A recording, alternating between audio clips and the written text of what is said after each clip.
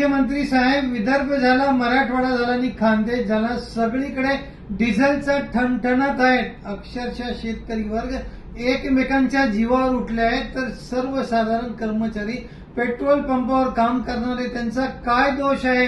Petrol diesel असलं तर देतील, मात्र त्यांना सुद्धा नाहक मार खावा लागत आहे. त्यामुळे मुख्यमंत्री साहेब, शेतकरी झाल्याने या कर्मचाऱ्यांचे मुद्दे करण्यापेक्षा जी सत्य परिस्थिती आहे ती आपण समोर मांडा.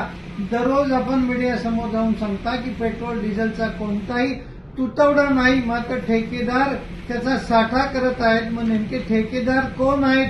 त्यांना आपण वटणीवर आणा आणि या सर्वसामान्य शेतकऱ्यांना आपण जी कर्जमाफी करण्याची भीक देणार आहेत ती भीक देण्यापेक्षा त्यांच्या मेहनतीने जे पीक येणार आहे त्यासाठी त्यांना इंधन पुरवा, अशीच सर्वसामान्य शेतकऱ्यांची विनंती आहे. आपण बघू शकता कशा प्रकारच्या रांगा लागल्या आहेत. अक्षरशः ते 2-2 दिवस तिथे डबे घेऊन बसलेले आहेत. त्यापेक्षा जर आपण प्रॉपर नियोजन केलं, कधी डिझेल पेट्रोल येणार आहे त्यांची कुपन त्यांना वाटली आणि त्यांचा वेळही वाचून त्यांना पद्धतशीर वाटप केली तर अशा प्रकारच्या हाणामाऱ्या होणार नाही. मात्र नियोजन शून्य कारभार आहेत. आपल्याकडे इतकी मोठी यंत्रणा असून सुद्धा अशा प्रकारचा जर गोंधळ उडत असेल तर या प्रशासनाला नेमकं म्हणायचं तरी काय?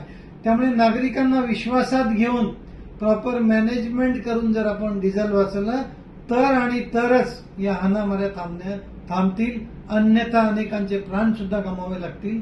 त्यामुळे मुख्यमंत्री साहेब याला गांभीर्याने घेणार का?